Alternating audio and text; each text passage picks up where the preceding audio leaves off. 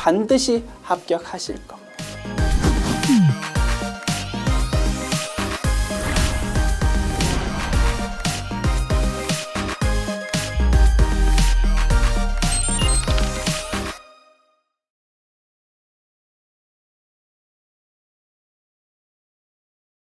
안녕하세요. 전산 세무 1급 제99회 기출문제 실기편 보겠습니다.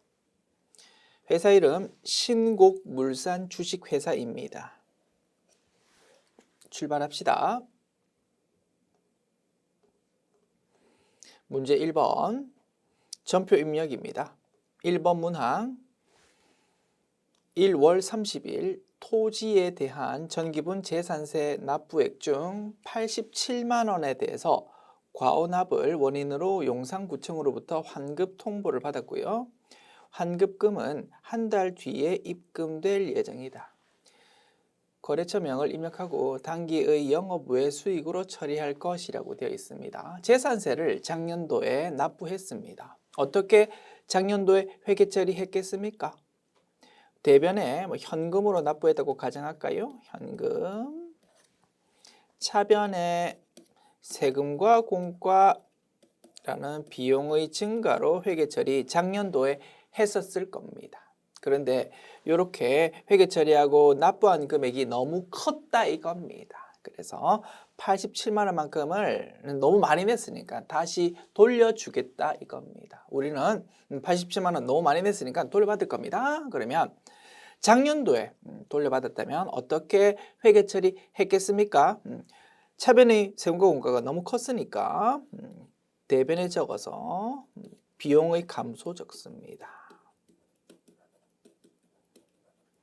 87만 원. 그리고 이제 차변에 돈 돌려받으면 되겠다, 그죠?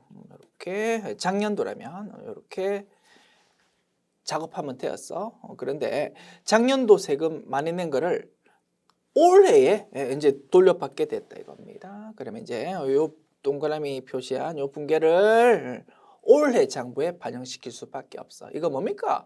전기에 오류가 있었던 거를 올해에 지금 발견한 전기 오류 수정 작업이다 이겁니다. 중대한 오류라면 작년도 재무제표에 가가지고 요거를 장부 반영해야 될 겁니다. 그런데 중대하지 않다면 요 내용을 올해 장부에 반영시킬 수 있다 이겁니다. 그지요? 예, 이렇게 돌려서 말했는데 결국은 중대하지 않은 전기 오류 수정 작업이구나 라고 해석할 수 있습니다. 그래서 요거를 당기 손익계산 당기 장부에 반영시키자 이겁니다. 자, 그러면 이제 작업합니다. 올해 장부에 이제 요 분계를 반영할 거야. 오늘 바로 현금 받았다면 차변에 현금 적으면 되는데 아직 안 받았어. 한 달 뒤에 줄 거랍니다. 그러면 어떻게 합니까? 차변 미수금으로 회계 처리할 수밖에 없지. 그리고 거래처 적어달랍니다. 용산구청이라고 적으면 되겠지, 그치? 87만 원. 그리고 대변 세금과 공과를 대변에 적으면 비용이 감소다, 그지? 이렇게 작년도 장부에 반영했다면 대변을 이렇게 회계 처리했을 건데 올해 장부에 반영한다면 이렇게 분계할 수는 없다 이겁니다. 왜 그렇습니까? 자, 올해 장부에 대변을 세금과 공과라고 처리해버리면 올해의 손익계산서에 기록되는 세금과 공과라는 비용 금액이 좀 엉터리가 되어버린다 이겁니다. 원래 정확한 세금과 공과라는 비용 계정 과목에서 이렇게 처리한 87만 원만큼이 작아지니까 자, 전교 오류 상황이다. 엄밀히 따지면 작년도 손익계산서가 지금 틀린 거다 이겁니다. 작년도 틀린 건 어쩔 수 없어. 작년도 틀린 거를 올해 장부에 반영하는데 대변을 세금과 공과라고 처리해버리면 올해 세금과 공과라는 비용까지 틀려버린다 이겁니다. 그래서 어떻게 하자고요? 대변에 비용의 감소, 즉 당기순이익을 증가시키는 내용을 회계 처리하되, 즉 수익의 증가를 회계 처리하되 세금과 공과라는 비용을 감소시키지 말고 별도의 계정 과목을 쓰자 이겁니다. 뭡니까? 영업의 수익에 해당하는 전기 오류 수정 이익이다 이거지요.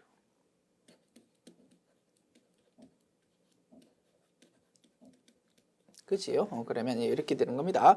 사실은 작년도의 당기 순이익을 87만 원만큼 증가시켰어야 돼. 그런데 그거 중대하지 않은 오류니까 작년도 당기 순이익은 조금 왜곡되었지만 그냥 놔둬. 올해 장부에 반영시키자 이겁니다. 올해의 당기순이익을 87만 원 증가시키자. 대신 대변을 세금과 공과라고 처리해버리면 올해의 세금과 공과라는 비용 계정 과목 금액도 막 틀려버리니까 그러지 말고 올해의 세금과 공과라는 비용 계정 과목은 정확하게 기록될 수 있도록 별도의 수익 비용 계정을 쓰자 이겁니다. 이름이 당기수익 증가시키는 거니까 영업의 수익에 해당하는 전기 오류 수정 이익이 될 것이다.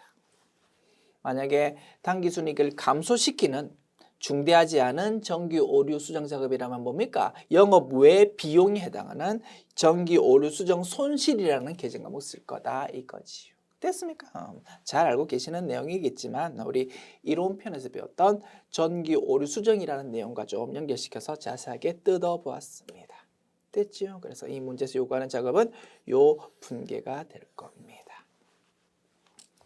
자, 위에 있는 낙서는 지우고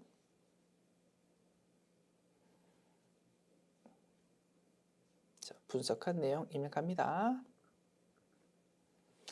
1월 30일 일반 전표 입력 메뉴에 입력하면 되겠다. 그지요? 일반 전표 입력 메뉴 열어서 1월 30일 자, 차변 미수금 용산구청 870000 그리고 대변 전기 오류 수정 이익이라는 900번대 코드의 영업의 수익으로 처리하는 것이다. 입력 완료. 2번 문항 7월 6일 김신희로부터 공장 신축을 위한 건물과 토지를 현물 출자받았고요. 즉시 그 토지에 있던 구 건물을 철거했다. 토지와 구 건물 취득 관련 내역은 다음과 같다. 현물 출자로 보통주 7,000주, 주당 액면가액 5,000원, 시가는 6,000원 요거를 발행했다. 토지와 구 건물의 취득 관련 비용, 구 건물 철거비, 토지 정지비 등의 명목으로 300만 원을 보통예금 계좌에서 지급했다. 토지 및 구 건물의 공정가치는 주식의 공정가치와 동일하다라고 되어 있습니다. 현물주자가 무엇입니까? 우리 회사가 주식을 발행하는데 일반적인 주식 발행은 어떻습니까? 현금 또는 보통예금을 받으면서 주식 발행한다 그지? 그런데 현물출자라는 것은 현금 보통예금 받는 게 아니고 물건 형태. 여기서는 토지와 건물이라는 물건으로 대가를 받으면서 주식 발행하는 것을 현물출자라고 불렀다 이겁니다. 회계처리는 일반적인 유상증자와 동일한 논리인데 차변이 현금 또는 보통예금이 아니고 토지 또는 건물에 해당하는 계정 과목이 온다. 그것만 차이가 있었다 이거지. 그리고 자, 토지 건물은 부동산.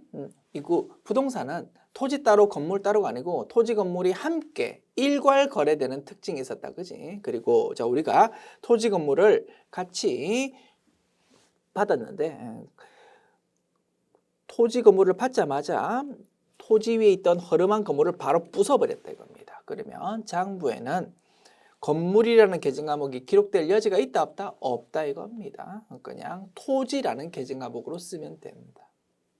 됐지요? 유형자산의 취득 거래에서 그런 내용 공부했었고요. 그래서 그 내용이랑 현물 출자라는 개념이랑 섞어가지고 문제가 지금 제시된 겁니다. 어렵지 않지요? 풀 수 있는 겁니다. 자, 차변에 건물이라는 계정 과목 쓸 필요 없어. 그냥 토지라는 계정만 쓰면 되는 거다. 자, 그리고 대변은 주식 발행했으니까 자본금이라는 계정 과목 써서 자본의 증가 기록하고요. 그리고 주식의 공정가치와 액면금액의 차이 부분을 주식 발행 초과금으로 회계 처리할 겁니다. 자, 액면금액으로 얼마짜리 주식입니까? 5,000원 곱하기 7,000주.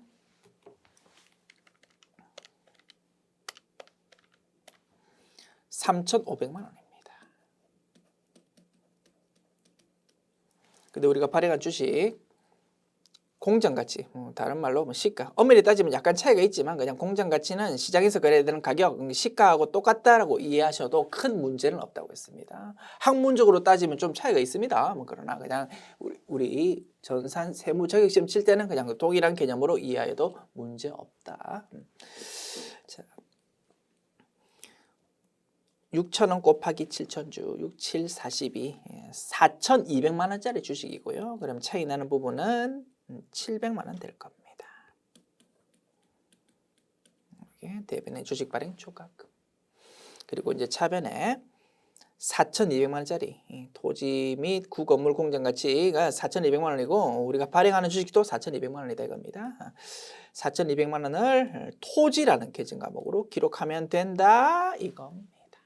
됐죠? 여기에 허름한 건물이 있는 토지 받아서 사오자마자 허름한 건물 부숴버리고 토지만 우리가 챙기는 그러한 현물 출자 거래이다 이겁니다. 여기서 변수를 한 개 끼워 넣었다 그지? 자,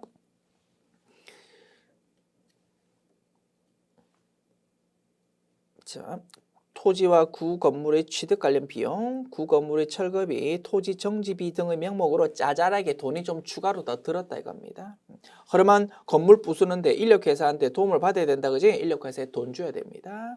그 다음에 토지가 막 경사가 져 있고 돌덩어리가 많답니다. 우리 목적에 맞기 위해서 공장 신축하기 위해서 돌 같은 거 치우고 정리해야 된다 이겁니다. 이런 거를 토지 정지비라고 부릅니다. 그 다음에 토지 건물 취득 과정에서 각종 행정 절차가 있을 겁니다. 뭐 등기 이전도 해야 되고 뭐 그런 거지. 짜잘한 수수료로 300만 원이 이렇게 토탈 들었다 이겁니다. 이거 뭡니까? 자산의 취득 부대 비용입니다. 그래서 차변 계정 과목은 비용이 아니고 자산 계정 과목으로 처리해야 되고 이 문제에서는 토지라는 계정 과목이 된다 이겁니다. 그지? 그래서 300만 원을 플러스하면 차변의 토지라는 자산 취득 원가는 4,200만 원이 아니고 4,500만 원이 된다가 결론입니다. 아시겠지요? 유형자산의 취득에서 공부했던 그 내용입니다. 대변, 그러면 이제 정리합시다. 자, 대변에 이제 300만 원만큼 보통예금이 지출되었다 그지? 그러면 이 부분은 대변의 보통예금이라는 자산의 감소로 기록하면 될 겁니다. 됐습니다. 이게 최종적인 결론값이 되는 것이다. 됐지요? 현물 출자에 대한 분계에서 허름한 건물이 있는 유형자산 취득이라는 거, 그 거래를 좀 섞어서 문제가 만들어졌다. 됐습니다. 입력합니다. 7월 6일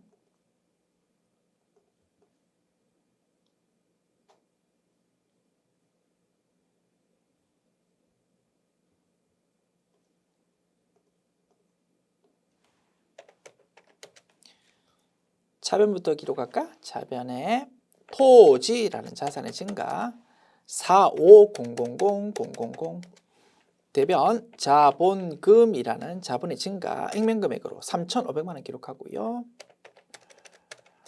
그리고 주식 발행 초과금 대변에 기록합니다.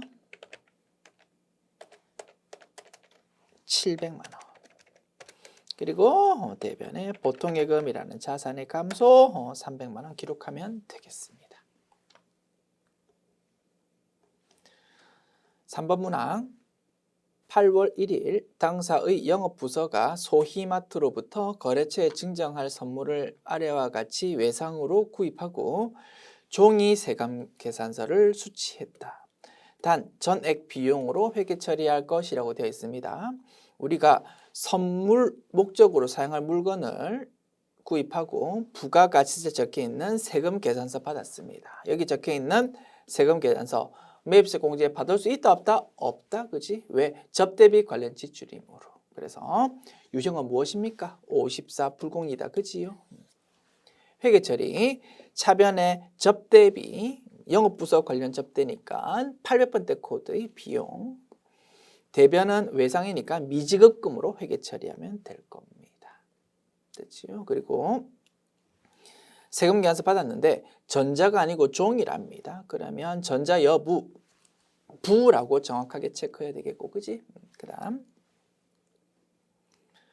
품목 수량 단가란에 무언가가 기재되어 있으면 입력해 주기로 했었습니다. 오케이.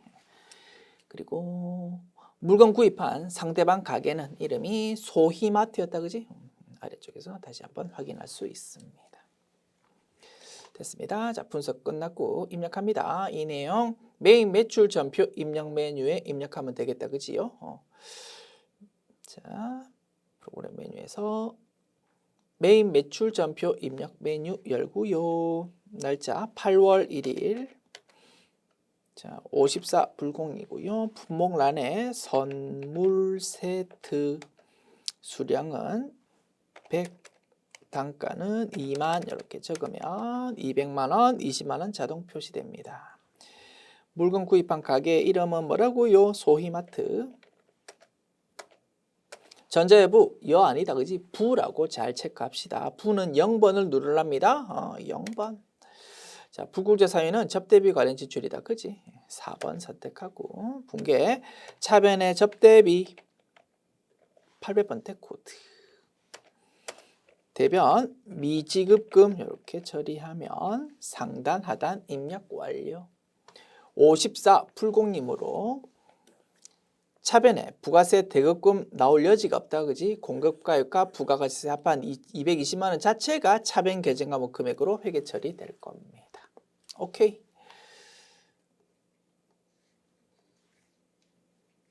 (4번) 문항 8월 6일 당사는 주식회사 안정과 2018년 8월 6일에 제품 공급 계약을 체결하고 제품은 잔금 지급일인 2021년 8월 6일에 인도하기로 했다. 제품 공급가액은 3억 원이고 부가가치세는 3천만 원이다.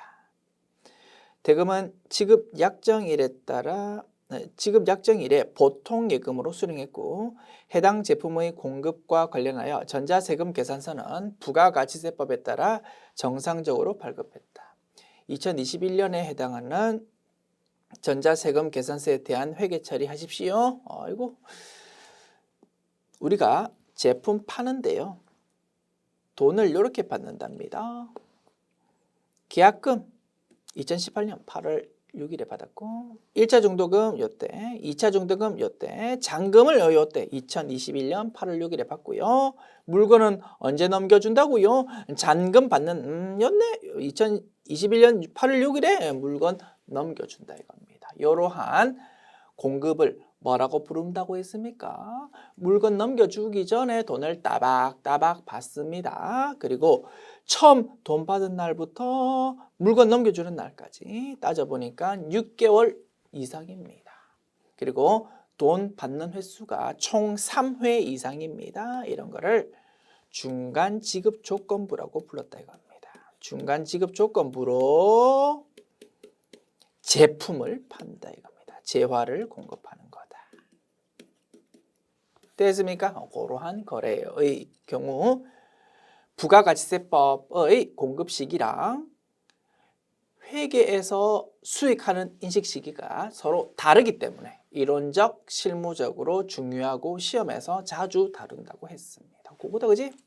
그래서 부가가치세법에서는 중간지급 조건부의 경우 대가의 각 부분 받기로 한 때가 공급 시기입니다. 그래서 부가가치세법에 따라서 정상적으로 세금계산서 발급했다고 무슨 뜻입니까?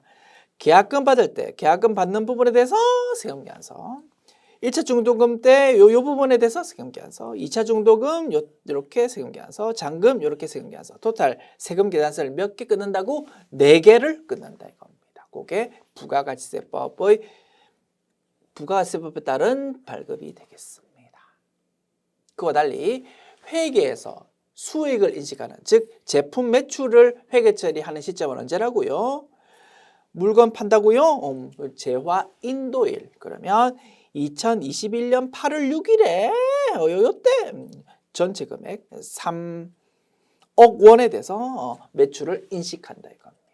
그지? 세금계산서는 4장으로 나눠 끊고 회계상 매출은 여기 마지막에 그냥 한꺼번에 인식하고, 그렇기 때문에 이론적 실무적으로 중요한 거다 이겁니다. 서로 다르기 때문에. 자, 지금 묻는 거는 맨 마지막 잔금 받으면서 물건 넘겨주는 2021년도 그지? 2021년도 8월 6일 요 날짜의 회계 처리를 하라라고 지금 요구하고 있는 것입니다.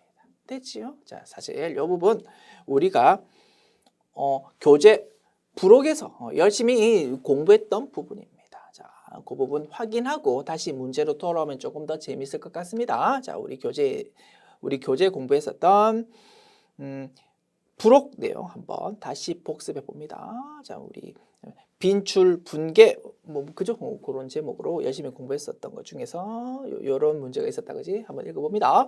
5월 3일 당사는 주식회사 한국품질과 제품 공급 계약을 체결했다. 제품은 잔금 지급일인 2022년 1월 31일에 인도하기로 했고요. 제품 공급가액은 5억 원이고 부가가치세 5천만 원. 대금은 지급 약정일에 보통예금으로 수령했고 해당 제품 공급과 관련해서 전자세금 계산서는 부가가치세법에 따라서 정상적으로 발급했다. 2021년 5월 3일 회계 처리하십시오. 이런 문제 우리 풀어봤다 이겁니다. 계약금 2021년 5월 3일 1차 중도금 요때, 2차 중도금 요때, 잔금 요때 이렇게 돈 받기로 했습니다. 그지? 처음 돈 받는 날이랑 자, 물건은 언제 넘겨준다고요? 물건은 잔금 지급일, 그지? 내년 1월 31일에 넘겨준다고 했잖아, 그지? 그지? 처음 돈 받는 거랑 물건 넘겨주는 거 사이를 보니까 6개월 이상이다, 그지? 그리고 돈 받는 횟수 3회 이상이야. 이런 거를 중간 지급 조건부라고 불렀다 이겁니다. 이 경우 부가가치세 법상 공급 시기는 대가의 각 부분 받기로 한 때다. 그리고 회계에서 매출 인식하는 수익 인식 시기는 재화를 인도한 때다 이겁니다. 그지? 잔금 받는 요 시기다. 그게 설명되어 있고요. 자, 우리 풀어보았던 문제는 처음 계약금 받는 날에 대한 처리였습니다. 그러다 보니까 1억 6,500만 원에 대해서 쭉 상단부에 기재하고 회계 처리할 때는 매출 인식한다 안 한다? 안 한다 이겁니다. 계약금 받는 시점이니까. 그래서 계약금 받는 부분을 선수금이라는 부채의 증가로 그냥 처리하면 되었었다 이겁니다. 이러한 문제를 풀어봤고 이런 문제 제가 만든 거 아닙니다. 과거 기출문제에 출제가 되었었다 이겁니다. 또 출제될 수 있을 것 같아서 한번 소개해 본 것이었습니다. 기억나십니까? 이런 문제 풀어봤는데 지금 우리가 풀려고 하는 문제는 이 문제를 조금 변형한 거다라고 볼 수 있습니다. 상황 자체는 똑같은데 묻는 시점이 계약금 받는 시점이 아니고 잔금 받는 시점 요거를 묻고 있다. 이겁니다. 아시겠죠? 우리가 배운 내용을 좀 변형해서 출제한 거구나라는 거 다시 한번 확인해 보았습니다. 됐습니다. 자, 그러면 옛날 공부했던 거 이제 복습했으니까 다시 우리 풀려고 하는 문제로 다시 돌아옵니다. 자, 이제 지금 풀려고 하는 거는 잔금 요요 받는 시점입니다. 자, 그러면 하나씩 정리해 봅니다. 부가가치세에 적혀 있는 세금계에서 발급하니까 유형은 11과세입니다. 그리고 상단부에는 뭘 적습니까? 12100000에 대한 내용을 쭉 적는다 이겁니다. 자, 돈 받는 게 12100000 받는데요. 요거는 물건값이랑 부가가치세가 섞여 있는 거다 이겁니다. 그지? 그러면 12100000 곱하기 100 나누기 110 하면 이제 물건값이 톡 튀어나올 겁니다. 얼마입니까? 공급가액은 11000000입니다. 그리고 부가가치세는 1100만 원 될 겁니다. 전자외부 전자라고 돼 있다 그지? 거래처 주식회사 안정. 그죠? 이렇게 상단부를 적어주면 될 거고요. 이제 하단부 회계 처리 한번 봅니다. 자, 자변, 대변 이제 하나씩 읽고 보자. 잔금 받는 날 물건 넘겨주니까 오늘 제품 매출을 인식합니다. 그지? 얼마? 3억 원.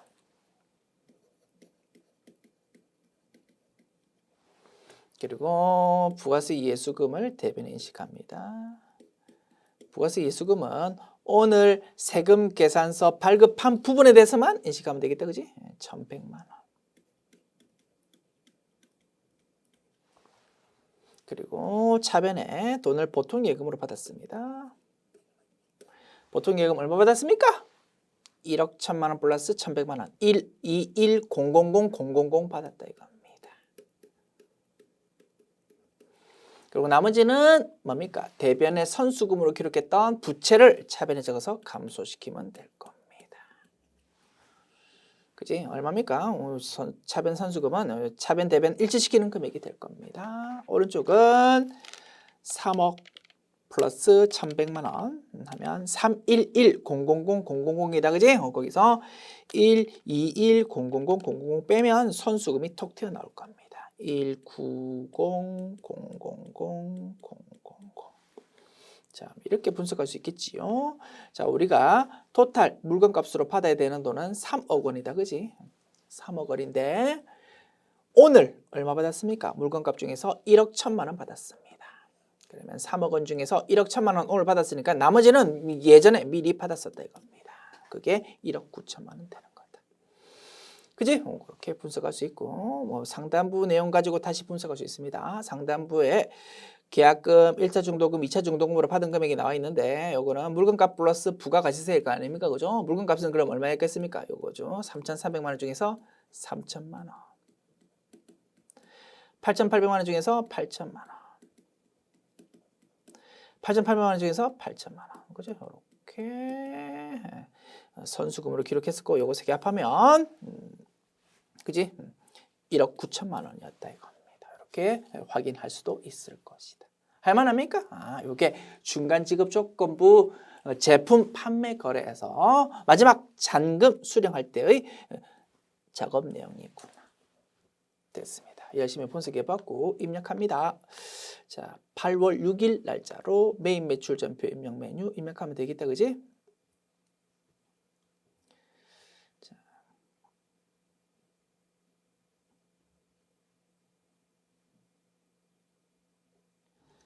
8월 6일 자, 유형 10일 과세 공급가액 110 000 000 부가가치세 1,100만 원 거래처 주식회사 안정 전자회부 이어 분계 대변의 제품 매출 1억 1,000만 원 아니다. 그지? 300 000 000 그리고 대변의 부가세 예수금 1,100만 원은 자동으로 기재돼 있어. 오케이. 그 다음에 차변 보통 예금으로 얼마요? 121 000 000 그리고 차변 나머지 금액은 선수금으로 회계 처리하는 것입니다.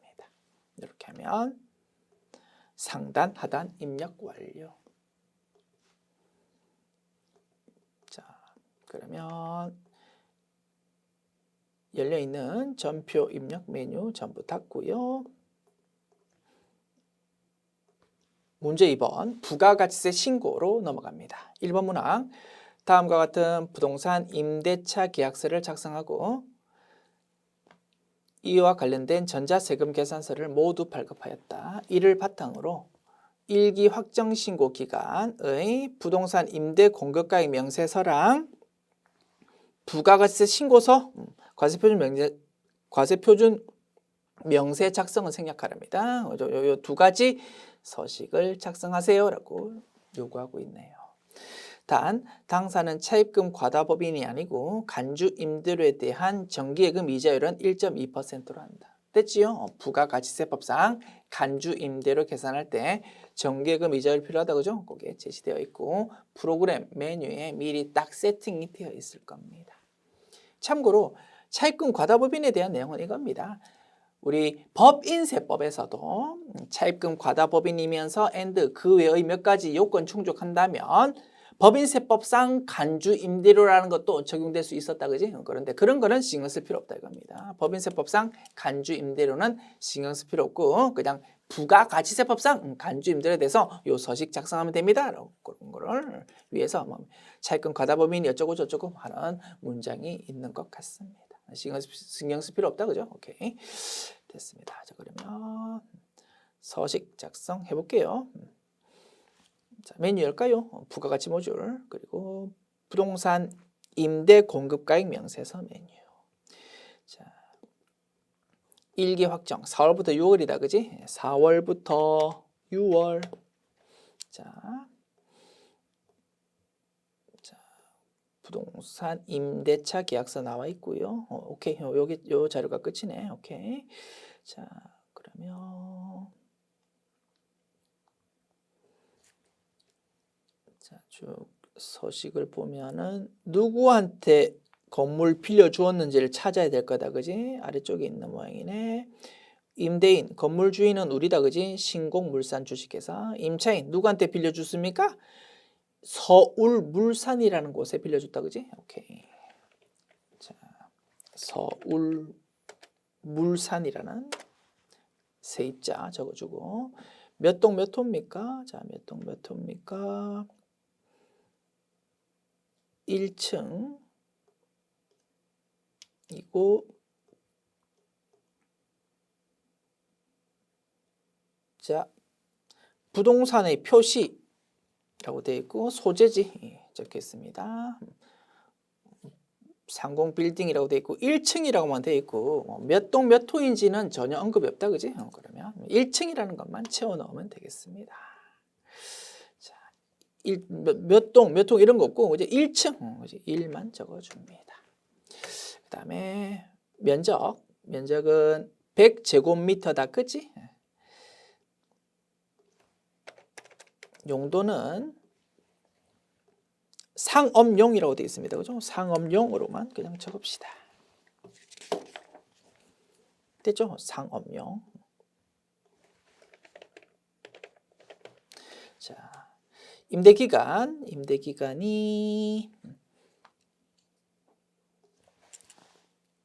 2021년 5월 1일부터 2023년 4월 30일까지랍니다. 됐습니까?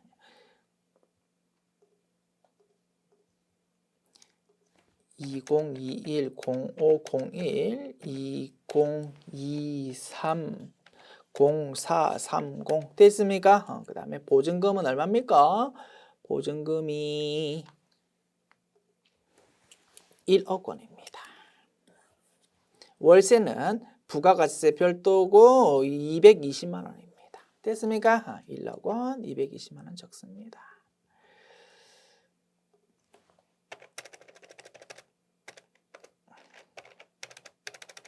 됐습니다. 이렇게 하면 프로그램에서 간주 임대료 자동 계산해주고 두 달치 월세 자동으로 이렇게 계산해 주는 겁니다.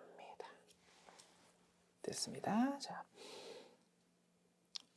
이렇게 하면 서식 작성 끝났고요. 메뉴 저장하면 되는데요. 학습 차원에서 프로그램이 자동으로 계산해주는 간주 임대료 한번 검산해 봅시다. 참고로, 그지? 자, 보증금이 1억 원이고 1.2% 이자율입니다. 미리 세팅돼 있다, 그지? 1.2%. 그러면 얼마입니까? 1억 곱하기 1.2% 120만 원입니다. 요거는 1년치다, 그지? 그런데 우리가 필요한 기간은 61일입니다. 자, 2021년 5월 1일부터 요때까지인데 우리 4월부터 6월 해당하는 신고 기간에서는 일수가 며칠입니까? 5월 1일부터 6월 말까지니까 5월 달이 31일, 6월 달이 30일이니까 토탈 61일이다 이겁니다. 그래서 요 120만 원에 대해서 365분의 61일이라는 거를 곱하면 이제 해당 기간의 간주 임대료가 톡 튀어나옵니다. 120만 원 곱하기 61 나누기 365 그러면 200547이라고 계산됩니다. 그게 이렇게 자동 표시되어 있는 거다. 참고로 확인해 보았습니다. 됐지요? 자, 그럼 이제 여기 이제 서식 작성 끝난 거고, 자, 요 내용을 부가가세 신고서에 이제 옮겨 적으라고 했습니다. 자, 부가세 신고서 메뉴 열고요. 4월부터 6월 기간 입력합니다. 자, 월세 부분은 자 여기 있다, 그지? 월세 부분은 440만 원이다, 그지? 두 달치 월세니까 이 부분은 세금 연수 발급합니다, 그죠? 그러면 이 부분은 1번 라인에 적습니다. 그리고 간주 임대료는 세금 연수 발급 안 한다, 그지? 4번 라인에 적는 데 갑니다. 인위적으로 계산하는 거다 보니까 200547 이렇게 하면 부가가치 신고서 내용 반영 완료. 됐지요? 이렇게 하면 작업 끝났고요. 메뉴 저장하고 닫으면 되겠습니다.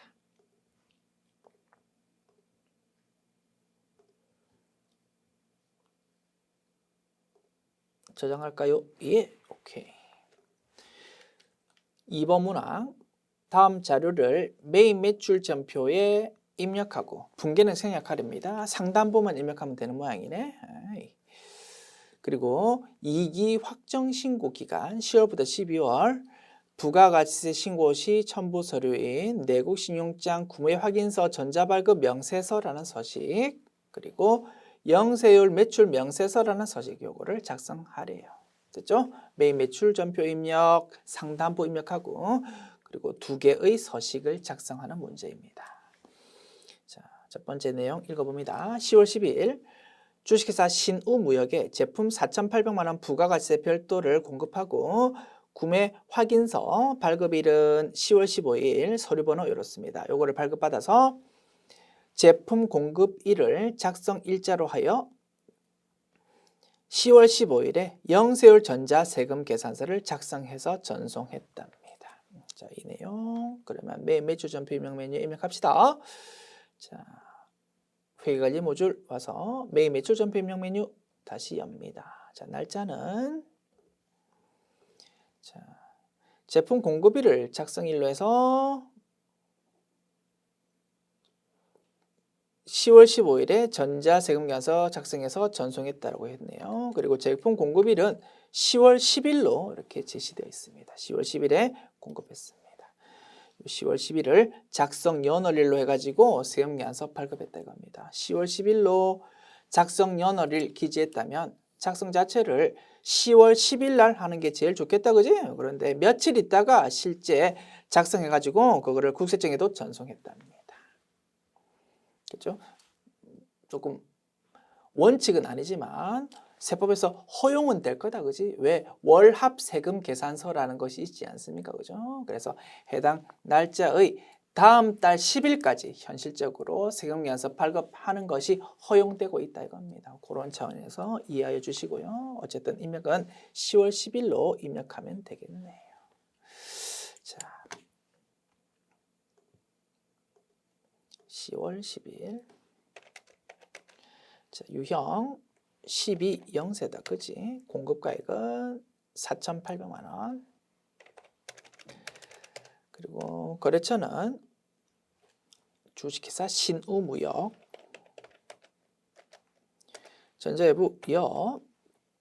영세율 구분 3. 내국신용장 구매확인서에 의해서 공급하는 재화. 3번 선택하고요. 서류번호는 7개다. 그지?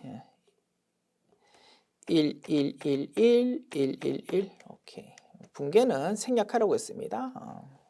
공란으로 비우면 되겠습니다. 또는 뭐 분계 없음 0번 입력하면 되겠습니다. 이렇게 하면 지시된 내용 상단부 입력 끝났고요. 그 다음에 11월 13일 내용입니다.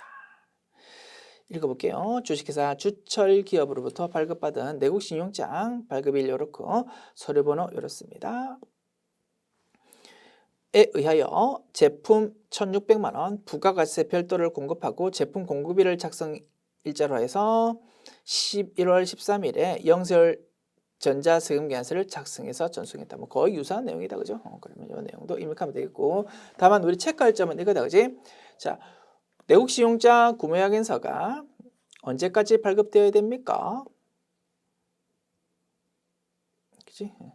자, 10월 10일 날 11월 13일 날 이렇게 공급했어. 그러면 해당 날짜의 과세기간이 종료하고 나서 25일까지 그러면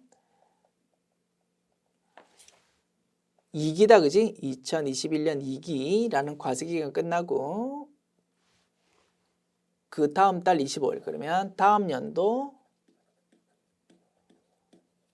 1월 25일까지 내국신용장 구매 확인서가 발급되어야만 이 거래가 영세율 적용된다 이겁니다. 그지? 그 부분은 좀 체크해 볼 필요가 있네요. 내국신용장 구매항에서가 발급이 연체되었다고. 요거 요건에 대해서는 10월 15일, 요건에 대해서는 11월 10일. 그지? 다음 연도 1월 25일 전에 발급이 되었기 때문에 영세율 적용되는 거 맞구나라는 거, 그거는 좀 확인해 볼 필요가 있겠습니다. 오케이, 확인했다, 그지? 오케이. 자, 그러면 계속 작업 진행할게요. 자, 11월 13일.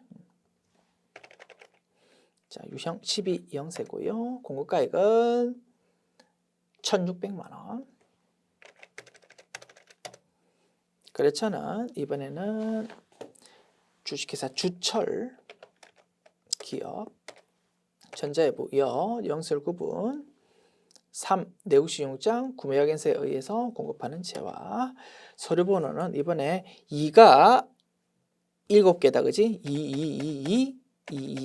오케이. 분개는 없음. 이렇게 하면 두 건에 대해서 메인 매출 전표 입력 내용은 작업 완료했습니다. 그러면 이제 나머지 두 가지 서식을 작성하면 되겠다, 그죠? 먼저 내국신용장 구매 확인서 전자발급 명세서라는 서식 열어봅니다. 자, 부가가치 모듈에서 내국신용장 구매 확인서 전자발급 명세서라는 서식 연다. 기간은 10월부터 12월이다, 그지? 10월부터 12월. 자, 그다음에 풀로기 버튼 한번 클릭해 봅시다. 뭐 혹시 불러올 수 있는지. 자, 풀로기 버튼 클릭해 봅니다. 클릭. 아무것도 불러올 수가 없네. 그러면 할 수 없지 뭐. 그러면 직접 입력하는 거지. 자, 먼저 첫 번째 건 구매 확인서, 그지? 구매 확인서 받은 겁니다. 2번 구매 확인서. 그다음에 서류번호 1111111 그리고 발급일은 그지? 10월 15일이다, 그지? 2021 10월 15일. 거래처명은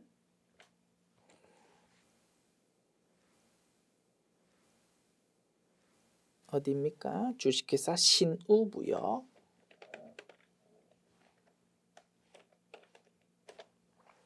금액은 4,800만 원. 됐습니다. 그 다음 이번에는 내국신용장이다, 그지? 번호는 222222. 발급일은 11월 10일이다, 그지? 이렇게.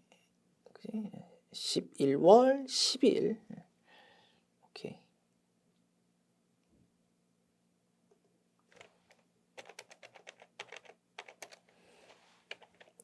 그지? 참고로 잔소리. 첫 번째 거는 공급하고 나서 며칠 있다가 구매확인서가 발급되었고, 두 번째 거는 공급하기 며칠 전에 발급이 됐다, 그지? 괜찮아. 미리 신청해두고 발급이 먼저 되면 더 좋다 이겁니다. 오케이, 뭐 그런 부분 잔소리 해보았습니다. 그 다음에 두 번째 거래처는 주식회사 주철 기업입니다. 금액은 1,600만 원. 됐습니다. 이렇게 하면 이름 긴 요 서식 작성 끝났고 전혀 어렵지 않지요. 오케이. 내용 저장하면 됩니다. 그 다음 마지막 서식 영세율 매출 명세서 봅니다. 영세율 매출 명세서 여기 있네. 자, 10월부터 12월이다, 그지? 10월부터 12월 이렇게 하니까 요거는 자동으로 불러와진다, 그지? 매일 매출 전표 입력 메뉴에서 이렇게 내용이 입력되었기 때문에 그게 싹 불러와지는 겁니다. 자, 요거 6,400만 원이 자동으로 불러와졌고, 그거 여기서 다시 한번 확인할 수 있습니다. 이거 두 개 합하면 6,400만 원이다 이겁니다. 오케이. 자, 그러면 요 서식은 그냥 내용 저장 바로 해버리면 작업 끝난 게 되겠네요. 오케이. 이렇게 하면 요구하는 작업 모두 끝났다. 어렵지 않지요? 작업은 전혀 어렵지 않고 이제 우리가 뭐 요런 내용을 뭐 반복적으로 연습해 보지는 않았기 때문에 처음 볼 때 좀 생소할 수는 있다 이겁니다. 괜찮아. 조금 생소한 작업이지만 우리가 알고 있는 내용대로 그냥 요구사항에 맞춰서 쭉쭉 자신감 있게 작업 빨리 하고 넘어가면 되겠습니다. 오케이. 자, 그러면 부가가치 신고 대한 문제들 다 풀어봤고 문제 3번 결산으로 넘어갑니다. 1번 문항 올해 7월 25일에 취득해서 보유 중인 단기 매매 증권 150주 취득가액은 주당 만원 요게 있는데요. 결산일 현재 공정 가치가 주당 12,000원일 경우 필요한 회계 처리하랍니다. 자, 그러면 기말에 단기 매매 증권 금액이 얼마가 되었습니까? 12,000원 곱하기 150주 180만 원이 되었습니다. 예당초 취득했을 때 장부에 얼마 적혔다고요? 150 곱하기 150만 원으로 기록되었었습니다. 30만 원만큼 주가가 올라서 이익 본 거다, 그지? 그래서 차변에 단기 매매 증권이라는 자산의 증가 30만 원, 대변에 단기 매매 증권 평가 이익이라는 수익의 증가 30만 원 기록하면 될 거고, 요 30만 원은 이렇게도 분석할 수 있다, 그지? 한 주당 2,000원씩 이익 받잖아. 주가가 올라서 2,000원 곱하기 150주. 이렇게도 분석할 수 있는 겁니다. 오케이. 자, 입력합시다. 수동결산이다, 그지? 일반 전표 입력 메뉴에 입력하자. 12월 31일 차변에 단기 매매 증권 30만 원. 대변에 단기 매매 증권 평가 이익이라는 수익의 증가 30만 원. 2번 문항 아래와 같이 발행된 사채에 대해서 결산일에 필요한 회계 처리하십시오. 발행일이 올해 1월 1일이고요. 사채 액면가액이 3천만 원. 사채 발행은 2,800만 원. 할인 발행했다, 그지? 액면이자율 5%, 유효이자율 7%. 사채 발행가액은 적정하고 사채 발행비와 중도에 상환된 내역은 없는 걸로 가정한다. 이자는 매년 말에 보통예금으로 이체한답니다. 그리고 12월 31일의 회계 처리하랍니다. 자, 대변에 보통예금 돈 나간다, 그지? 얼마? 액면이자만큼 5% 곱하기 3천만 원. 3천만 원 곱하기 5% 하면은 150만 원. 그리고 차변에 이제 이자 비용 인식합니다. 이자 비용은 유효 이자율로 인식한다, 그지? 7% 곱하기 애당초 발행가액 2,800만 원 곱하기 7% 196만 원입니다. 그리고 차이 금액은 뭡니까? 애당초 사채가 할인 발행되었어. 대변의 사채, 그리고 차변에는 사채 계정 과목에 대한 차감 계정 과목인 사채 할인 발행 차금이 200만 원 기록되었었다 이겁니다. 차변에 기록되어 있던 사채 할인 발행 차금 중에서 일부가 이제 대변으로 기록되어서 감소된다 이겁니다. 그래서 만기가 될 때까지 그 200만 원이라는 차변의 사채 할인 발행 차금이 이제 점점 대변으로 기록되어서 없어진다. 그지? 그때 없애는 논리가 유효 이자율법이라는 논리로 금액 계산해서 없애더라. 됐습니다.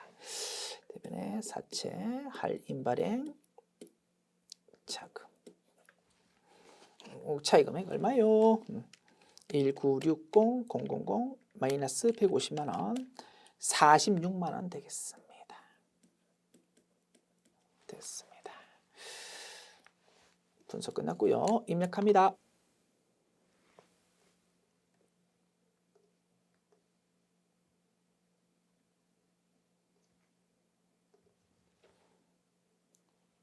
자, 차변에 이자 비용 1960000 그리고 대변에 보통예금 150만 원 그리고 대변에 사채 할인 발행 차금이라는 사채라는 부채의 차금 계정 과목, 그지? 이게 대변에 기록된다. 그리고 뭐 이렇게도 해석할 수 있다고 했습니다. 자, 돈은 실제로 150만 원만 나간다, 그지? 그런데 할인 발행을 했다는 것은 무슨 의미입니까? 애당초 사채를 발행할 때 액면 금액보다 더 작은 금액이 들어왔어. 액면 금액으로 3천만 원 적혀 있는 사채 발행하면서 돈이 2,800만 원만 들어왔다 이겁니다. 발행할 때 2,800만 원만 돈 들어왔지만 사채 만기가 되면 얼마를 갚아야 됩니까? 원금인 3천만 원을 전부 다 갚아야 된다, 그지? 그러면 애당초 받은 돈보다 나중에 갚아야 될 원금이 점점 늘어나는 좀 우리가 손해보는 느낌이 있다 그지? 그게 할인 발행입니다. 그러다 보니까 이자 비용 인식할 때 실제 돈은 150만 원밖에 안 나갔지만 150만 원보다 더 큰 금액을 비용으로 인식한다라고 분석할 수도 있다고 했었습니다. 그건 다시 한번 개념 잡아보았고요. 그리고 사채 할인 발행 차금의 거래소 결합관계 분석하면 이겁니다. 사채라는 부채의 차감 계정이다 그지? 부채의 차감이다 보니까 움직이는 위치는 자산하고 똑같을 거다 그지? 애당초 기록될 때는 차변이 기록되었지만 없어질 때는 대변에 이렇게 딱 적혀서 없어지는 거다 이거지요. 됐습니다. 3번 문항. 회사는 기말에 퇴직금 추계액 전액을 퇴직급여 충당 부채로 설정하고 있다. 아래의 자료를 이용하여 당기 퇴직급여 충당 부채를 계산하십시오. 오케이. 요거 자동 결산으로 하면 조금 더 편할 겁니다. 그죠? 결산 자료 입력 메뉴 열어서 1월부터 12월 자, 그리고 상단에 퇴직 충당 버튼 클릭합니다. 퇴직급여 추계액을 적어줍시다. 500번대 코드. 즉 생산부서에서는 추계액이 6,400만 원이다. 그지? 640000000 그리고 영업부서는 3천만 원이다. 그지? 3천만 원. 그러면 보조청에서 추가로 설정하는 금액이 자동으로 계산되어서 표시된다 이겁니다. 1,500만 원, 1,500만 원. 자, 설정 전 잔액이 얼마였다고요? 자, 500번대 코드, 즉 생산부서와 관련해서 자, 아니네, 제가 잘못 적었다 그지? 당기말 추계액이 4천만 원, 6,500만 원이나 요거를 적어야 된다 그지? 미안합니다. 자, 생산부서는 6,500만 원 적습니다. 6500000 그리고 그지? 영업부서는 4천만 원입니다. 4천만 원. 어이구. 큰일 날 뻔했네. 그다음에 자 이제 그러면 금액 자동으로 이렇게 계산되는데 이제 확인해 봅니다. 자, 전기로부터 넘어온 퇴직급여 충당 부채가 이겁니다. 그죠? 전기말 퇴직금 추계액. 자, 생산부서부터 볼까요? 생산부서 6,400만 원 넘어왔는데 올해 퇴직금 지급하면서 써먹었답니다. 1,500만 원. 그러면 얼마가 남아 있습니까? 6,500만 원에서 6,400만 원에서 1,500만 원 빼면 4,900만 원 남아 있습니다. 그죠? 4,900만 원 남아 있는데 올해 기말의 목표치가 6,500만 원입니다. 그러면 얼마를 추가 설정해야 된다고요? 이렇게 달려가려면 1,600만 원 추가 설정해야 됩니다. 그게 보조청에서 자동으로 계산되어서 표시됩니다. 생산부서와 관련해서는 1,600만 원 추가 설정해야 돼요. 그 다음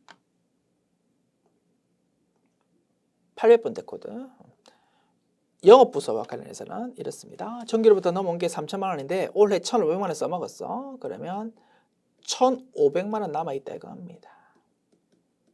근데 올해 말 목표치가 4천만 원이야. 얼마를 추가 설정해야 된다고요? 2,500만 원. 그게 보조청에서 자동 표시되어 있다. 그치?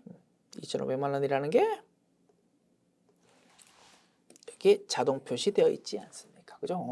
보조청이 이렇게 아주 편리한 계산 지원을 해주는 거다.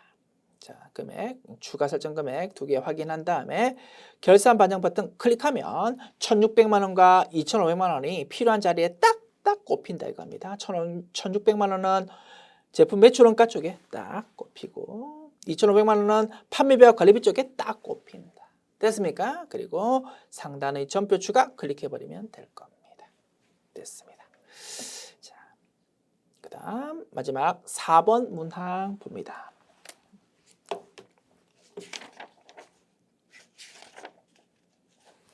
자, 법인세 과세 표준 및 세액 조정 계산서가 제시되고 이와 관련해서 법인세 비용에 대한 회계 처리 입력하는 문제입니다.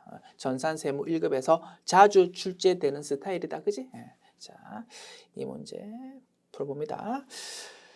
자, 이런 문제 풀 때 법인세와 지방소득세에 대해서 따로따로 이렇게 자료가 제시되다 보니까 요거 법인세 따로 지방소득세 따로 이렇게 나누어 가지고 분석하는 게 조금 편했다, 그지? 그렇게 진행해 볼게요.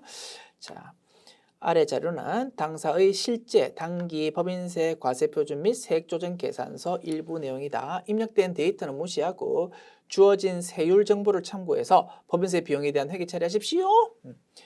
자, 세율 정보 나와 있고요. 뭐 기타 읽어봅니다. 위의 모든 자료는 법인세법상 적절하게 산출된 금액이고요.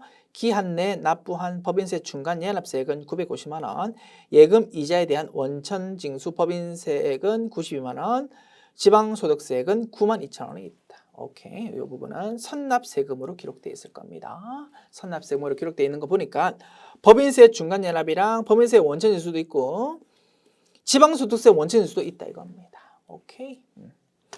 자, 그러면 법인세부터 밝혀봅니다. 공란이 조금 애매하네. 뭐 글자가 좀 겹치더라도 이해하여 주시고요. 공간을 최대한 글자를 안 겹치게 한번 적어봅니다. 여기 적어볼까? 차변 법인세부터 분석합니다. 법인세 등 차변 법인세 등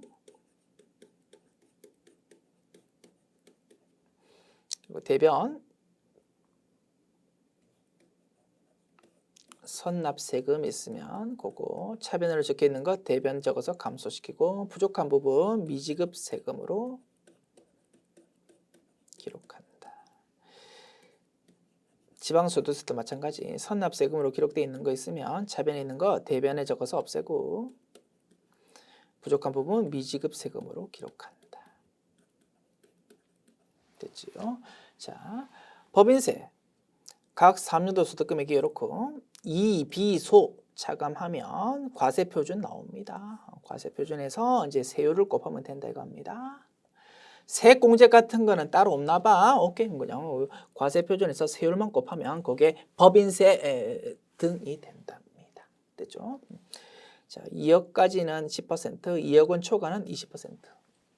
그러면 자, 2억 원 동그라미 6개 M으로 표시할게요. 2억 원 곱하기 10% 하고 2억 원 초과하는 거는 얼마입니까? 7968000이다, 그지? 요거에 대해서는 20% 곱합니다. 그러면 요게 법인세 납부해야 되는, 그지? 법인세 비용이 된다 이겁니다. 법인세 산출세액이다, 그지? 법인세 산출세액을 법인세 비용으로 보는 겁니다. 이 문제는 세공제 같은 거 따로 온 거 없으니까 산출세액 이꼴 법인세 비용이 되는 거다. 됐습니다. 자, 2억 곱하기 10% 하면은 2천만 원이다, 그지? 그 다음에 7968000 곱하기 20% 하면은 15939,000입니다. 그러면 토탈 법인세 납부해야 되는 거는 결정세액은 35936,000입니다. 요거를 차변 법인세 등에 적어줍니다. 936,000. 이게 법인세 비용으로 인식해야 되는 금액인데 우리가 미리 세금 낸 게 있다, 그지? 중간 연합한 거 있습니다. 그 다음에 이자 받는 과정에서 원천 징수된 부분이 있습니다. 92만 원. 그러면 토탈 얼마입니까? 950만 원 플러스 92만 원. 10420,000입니다. 그러면 이제 부족한 부분은 얼마요? 25516,000이 될 겁니다. 됐지요? 이게 법인세에 대한 분계입니다. 그 다음 지방소득세도 똑같은 논리로 분계하면 됩니다. 자, 지방소득세율 법인세 과세표준 2억 원까지는 1%, 2억 원 초과 부분은 2%를 곱한답니다. 그럼 결국은 열심히 계산하면 법인세 계산된 금액의 10%만큼이 계산될 거다. 그지? 3593,600 됐습니까? 요게 지방소득세에서 납부해야 되는 금액이고 그게 법인세 비용으로 기록된다 이겁니다. 3593,600 선납세금도 있다. 그지? 92,000원. 지방소득세도 선납세금이 있을 수 있다. 그러면 이제 부족한 부분이 얼마입니까? 자, 3593,600 빼기 92,000 하면 3501,600 되겠습니다. 아유, 그죠? 왜 언제 이렇게 분석했고, 요거를 이제 입력하면 되겠다 이겁니다. 됐지요?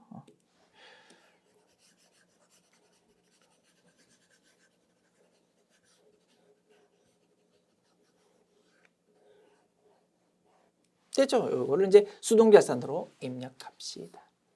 이제 이게 방법 1이고 방법 2를 이제 굳이 한번 생각해 보면 이것도 되겠지.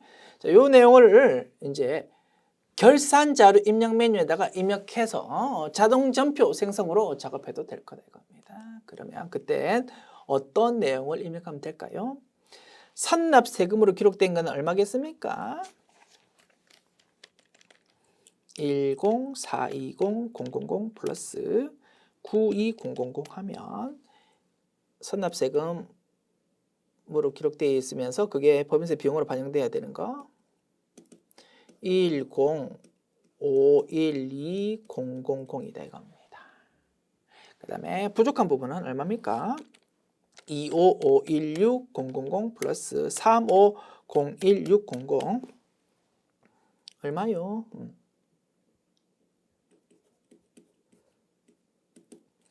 29017,600 그래서 요 두 개 합하면 결국 법인세 비용으로 토탈 기록돼야 되는 건 얼마라고요?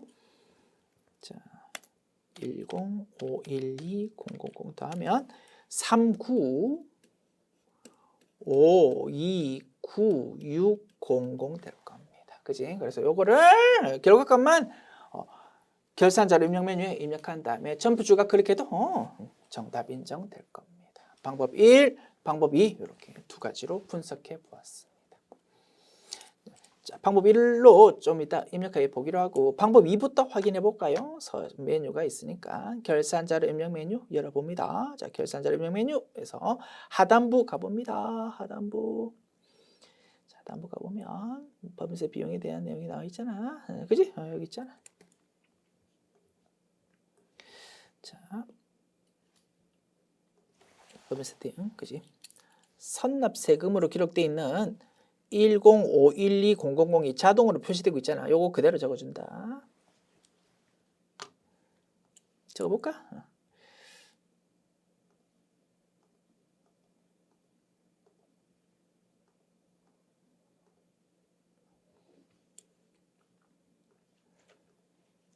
10512,000 그 다음에 부족한 추가 계상액에 29017,600 이렇게 입력합니다. 그리고 항상 확인하자.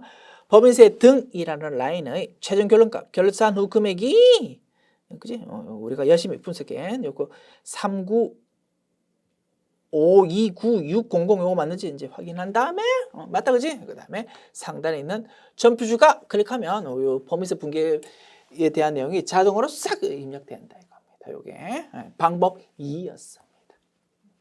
이렇게 작업해도 되고요.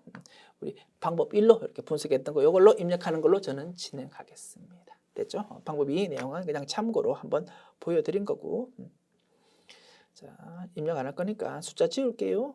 헷갈린다 그지? 자, 열심히 입력했던 숫자 이거 다시 스페이스바 눌러서 지워버리고 자, 저는 일반 점프 입력 메뉴에다가 방법 1로 분석한 내용을 입력하는 걸로 진행합니다. 자, 그러면 이것도 헷갈리니까 지워버리자. 성진산업다. 자,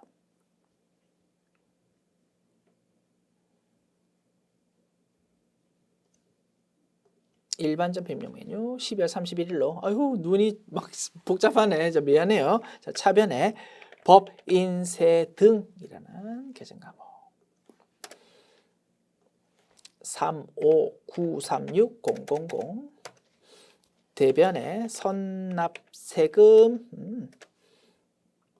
104200000 대변에 미지급 세금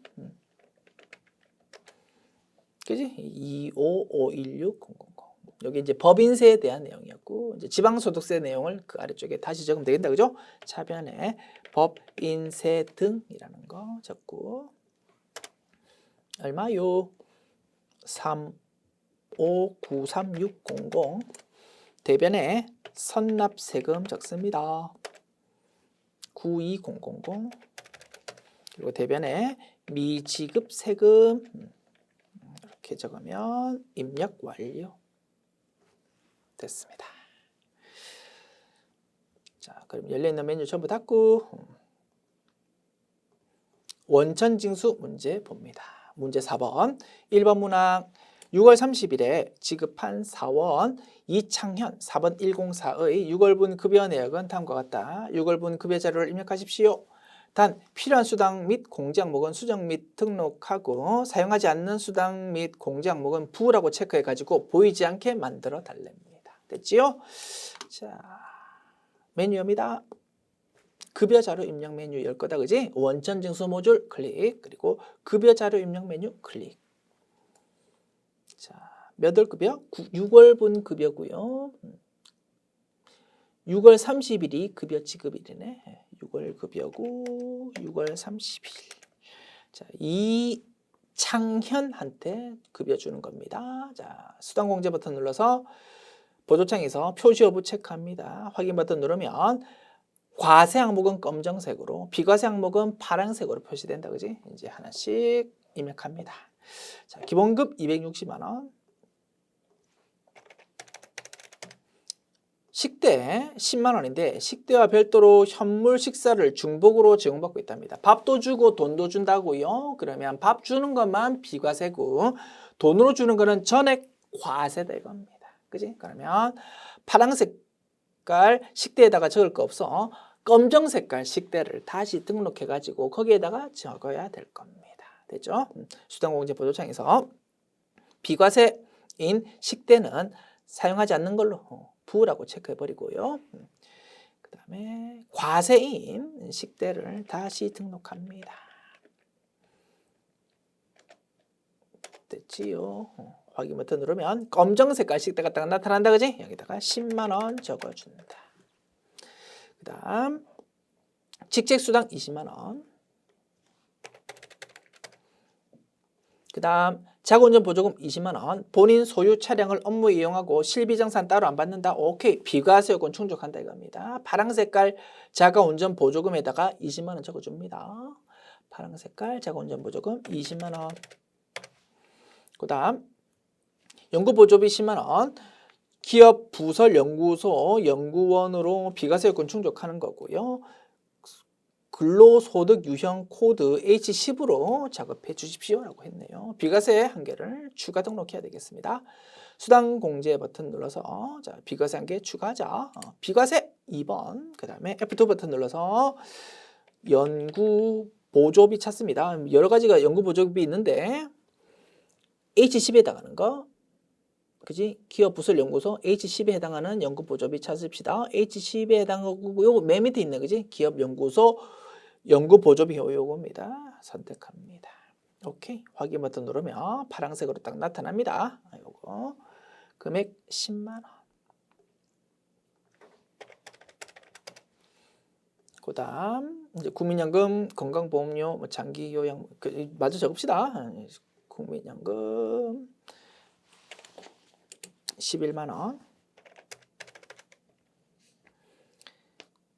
건강보험료 89000, 장기요양 10250, 고용보험 23200, 소득세는 75860 지방소득세 7580 자동 계산되는 거 뭐 그냥 그대로 적용하십시오라고 했네요. 됐습니다. 이렇게 공제 항목 다 적었고 문제에서 사용하지 않는 수당은 보이지 않게 해달라고 했습니다. 상여, 월차 수당, 비과세 야간 근로 수당 이런 거 사용 여부 부라고 체크합시다. 상여 부, 그 다음에 월차 수당 부, 그 다음에 비과세 야간 근로 수당 부. 오케이. 이렇게 하면 문제에서 요구하는 작업 모두 끝났습니다. 채점은 이렇게 됩니다. 자, 급여 항목에 대해서 과세 금액, 비과세 금액이 이렇게 딱 집계 된다, 그지? 비과세가 30만 원으로 집계돼야 됩니다. 과세는 290만 원. 비과세 30만 원 어디서 나왔을까요? 자가운전 보조금 20만 원, 연금 보조비 10만 원. 요거 두 개 합한 30만 원이 비과세고 나머지는 과세다 이겁니다. 됐죠? 이렇게 집계가 되면 정답. 그리고 차인 지급액은 2884110이라고 표시되네요. 됐습니다. 이렇게 하면 급여 자료 입력 메뉴 작업 완료. 됐습니다. 뭐 다른 내용은 요구하는 거 없다, 그지? 오케이. 요 문항은 끝났고요. 메뉴 닫습니다. 2번 문항 봅니다. 자, 요 문항이 이번 강의 마지막 문항이다, 그지? 자, 요 문항 풀이하기 전에 말씀드립니다. 자, 이 문제를 보면 요구 사항이 명확하지 않습니다. 그리고 자료 내용이 난잡합니다. 배점은 6점밖에 안 됩니다. 작업할 내용 많고 도대체 뭐 어떻게 작업해야 되는지가 좀 애매한 구석이 있고 자료를 이해하기가 조금 어렵다 이겁니다. 그래서 내가 시험장에서 이런 문제를 접했다고요. 빨리 부분 점수 몇 개만 좀 챙기고 넘어가는 게 합격의 지름길일 겁니다. 이런 거 시간 낭비하는 거 아껴서 뒤에 있는 법인세 세무조정에 조금 집중해서 시간 투자하는 것이 훨씬 유리할 수 있다 이겁니다. 그러나 요러한 문제와 좀 유사한 스타일이 전산 세무 2급 자격시험에서 최근 기출 문제로 출제된 적이 있고 앞으로 출제된다면 이렇게 난잡하게 좀 이상하게 출제되지는 않을 겁니다. 자료가 조금 정비가 되어 가지고 출제될 건데 어쨌든 이러한 문제와 유사한 스타일이 또 출제될 수도 있을 것 같습니다. 최근 기출 문제의 경향이라고 볼 수 있다 이겁니다. 그런 차원에서 좀 좋지 않은 면이 있지만 좀 정리를 해가면서 자세하게 설명해 보려고 합니다. 한번 들어보십시오. 자, 일단 문제의 요구사항이 명확하지 않아 이 내용을 좀 보완합니다. 자, 이 부분입니다. 이렇게 표시한 부분.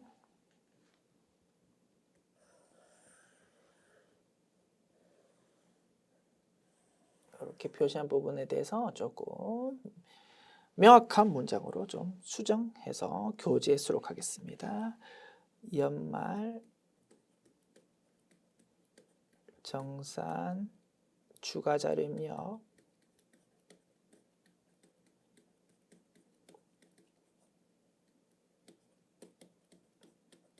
메뉴의 부양가족 탭에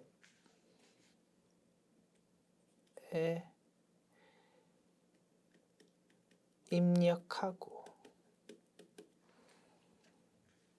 그리고 공제 대상 지출액도 입력. 자,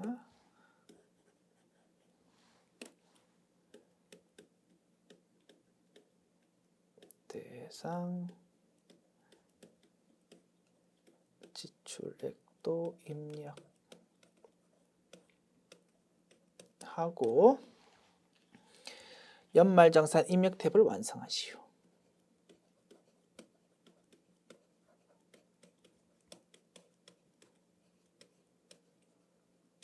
탭을 완성하시오. 이렇게 좀 요구사항을 명확하게 좀 수정합시다. 이겁니다. 자, 읽어볼게요. 다음은 제주공장 생산부서에 근무하는 김정훈, 4번 이렇고 입사일은 이렇습니다. 주민번호는 이렇고 이 사람에 대한 연말정산 관련 자료다. 김정훈의 연말정산 관련 자료를 연말정산 추가자료 입력 메뉴에 있는 부양가족 탭에다가 입력하고, 부양가족 탭의 상단부에는 본인, 배우자, 부양가족의 인적사항과 기본공제 여부, 추가공제 여부, 자녀세액 공제 여부가 표시되어 있다. 그지? 그것뿐만 아니고 하단부에 인별로 공제대상 지출액을 입력할 수 있잖아. 그지? 그지? 인별로 공제대상 지출액을 좀 부양가족 탭에다가 입력해 달라 이겁니다. 제시된 내용을 보면서. 그리고 그 부양가족 탭에 공제대상 지출액을 입력하고 나면 연말정산 입력 탭에 와가지고 버튼 하나 클릭하면 부양가족 탭에 입력된 공제대상 지출액이 자동으로 불러와치는 기능이 있었다. 그지? 그 기능을 활용해서 버튼 하나 클릭해가지고 연말정산 입력 탭까지 좀 완벽하게 좀 작성을 완성해 달라라는 문제다 이겁니다. 됐죠? 우리가 연습해 보지 않았던 좀 새로운 스타일의 요구사항이다 이겁니다. 이런 좀 새로운 스타일의 요구사항이 전산세무 2급 자격시험에서도 등장하기 시작했으니까 요거 앞으로도 좀 출제될 가능성이 높아 보여서 좀 연습해 보려고 하는 겁니다. 됐지요? 자, 그 다음에 자료가 너무 난잡하다고 했습니다. 난잡한 게 뭐 별건 아니고 위에 쭉 공제대상 지출액이 나와 있는데 공제대상 지출액 제시하면서 뭐 요거는 신용카드로 결제했다, 뭐 이거는 현금 영수증으로 결제했다 하니까 막 너무나 막 복잡하다고 자료 분석하기가. 그래서 4번, 5번이라는 자료까지 있는데 그 아래 6번이라는 자료를 좀 추가하려고 그럽니다. 6번이라는 자료를 좀 끼워 넣을 겁니다. 새로운 내용이 아니고 위에 좀 난잡하게 제시되어 있는 자료, 흩뿌려져 있는 자료를 좀 요약하고 싶다 이겁니다. 자, 6번 자료. 교재 수록할 때는 이제 제가 이렇게 말씀드리는 부분을 다 보완해가지고 최근 기출 문제로 수록할 겁니다. 그러면 교재 수록되어 있는 내용대로 열심히 한번 연습해 보시면 수업 목적상 도움이 될 거다 이겁니다. 자, 6번을 자료 끼워 넣을 겁니다. 신용카드 등 사용액 자료.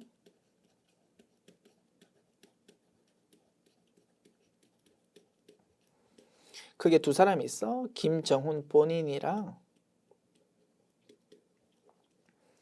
김이슬이라는 자녀.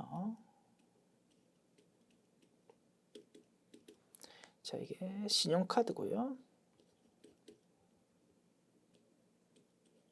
이게 현금 영수증입니다.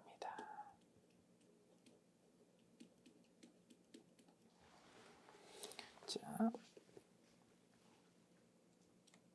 신용카드가 자, 김정훈 신용카드로 결제한 게 보십시오. 의료비 지급액이 다음과 같은데 김이슬 의료비를 제외하고는 전부 다 김정훈 본인 신용카드로 결제했답니다. 250만 원, 100만 원, 240만 원. 요 합하면 얼마입니까? 2500 플러스 100만 원 플러스 240만 원, 590만 원입니다.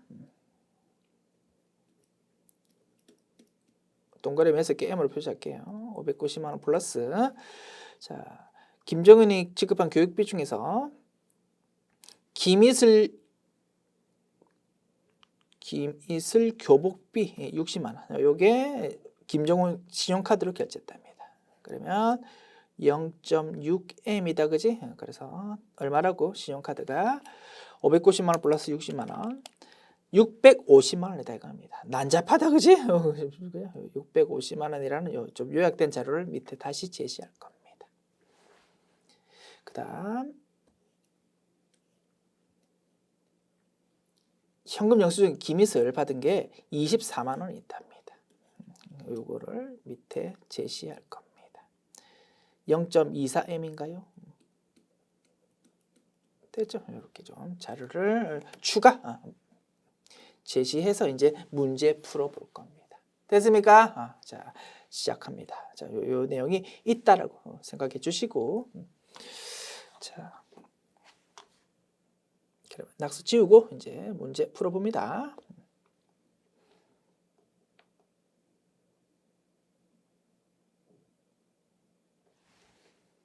자, 메뉴 엽시다.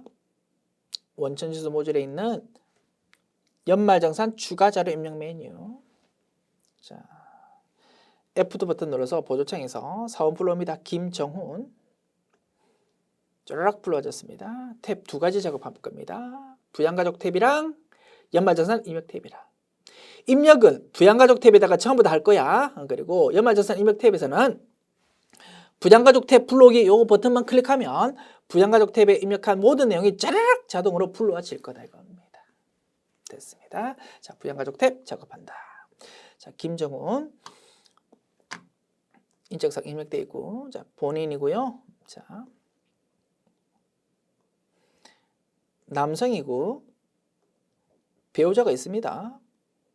그러면 한부모 공제 같은 거 받을 이유도 없고, 분야자 공제도 대상 아니고, 장애인 또는 뭐 경로 우대 이런 거에 대해서 언급 없습니다. 그러면 본인은 추가 공제할 거 하나도 없다 이겁니다. 오케이, 본인은 여기서 건들 거 없어. 이제 그 다음에 배우자 입력합니다. 배우자 이름이 신혜미, 주민등록번호가 76 1125 20 78454. 자, 배우자 기본공제 대상자가 맞는지 확인해 봅니다. 자,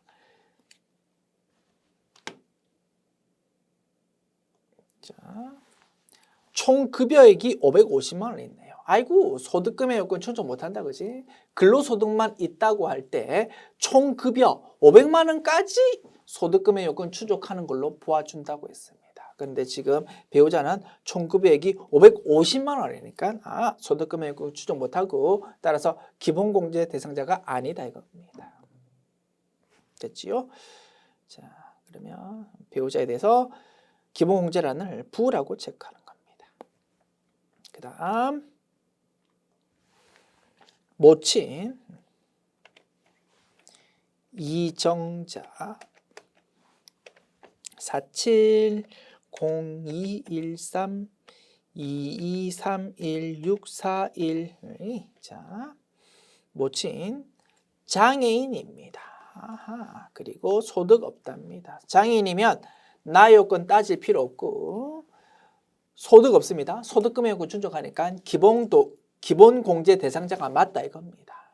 그리고 장애인 추가 공제 받을 수 있고, 나이 확인해서 70세 이상이라면 경로 우대 추가 공제도 가능할 겁니다. 됐지요?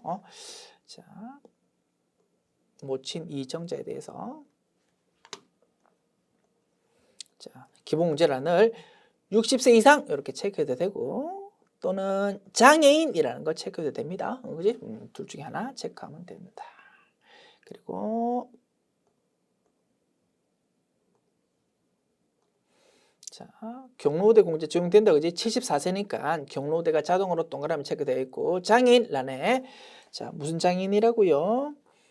자, 이정자 어머니고, 자, 이정자에 대해서 추가 자료 있습니다. 밑에 이정자 어머니는 중증 환자로서 취업이나 취하기 곤란한 상태고, 의사가 발행한 장애인 증명서를 제출했답니다. 장애인 중에서 중증 환자 등 3번을 선택하면 된다 이겁니다. 됐지요? 그 다음 자녀 김이슬입니다.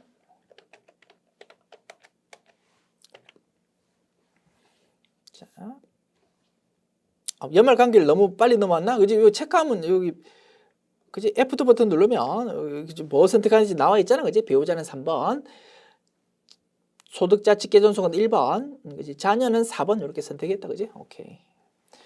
자, 그다음 김이슬 04 1220 40 52 135. 17세네요. 20세 이하고 소득 없답니다. 오케이. 나이 요건, 소득금의 요건 모두 충족하니까 기본공제 대상자 맞다, 그죠? 20세 이하 체크합니다. 자, 그 다음 자, 7세 이상 자녀로서 기본공제 대상자 맞으니까 자녀세 공제란이 7세 이상 7세 이상 자녀세 공제란이 자동으로 동그라미 표시되었다. 그지? 오케이. 됐습니다. 자, 그다음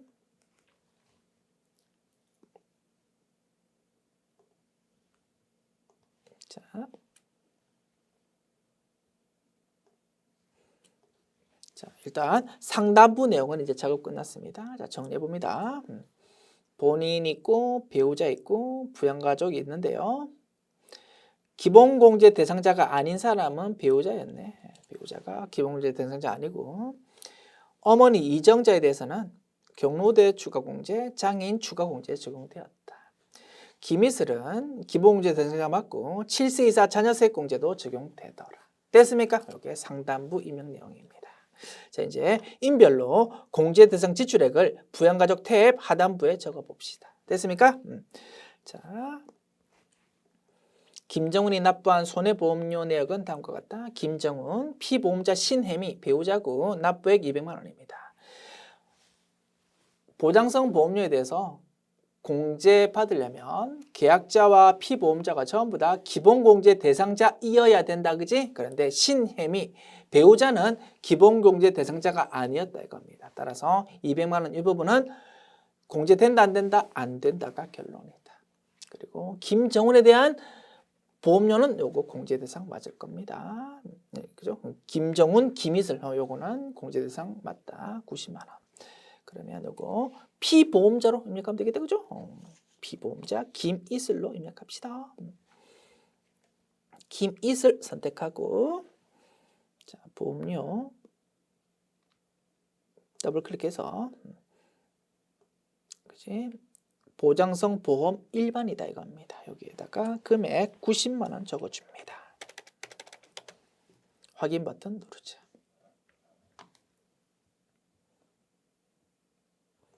사실은 요 90만 원 보험료에 대해서 김정훈에 대해서 입력해야 되는지 김이슬에 대해서 입력해야 되는지 복수 정답이 인정될 수도 있을 겁니다. 그러나 엄밀히 따지면 피보험자 기준 김이슬로 입력하는 것이 조금 더 정확할 것 같습니다. 그래서 김이슬에 대해서 입력하였습니다. 자, 그다음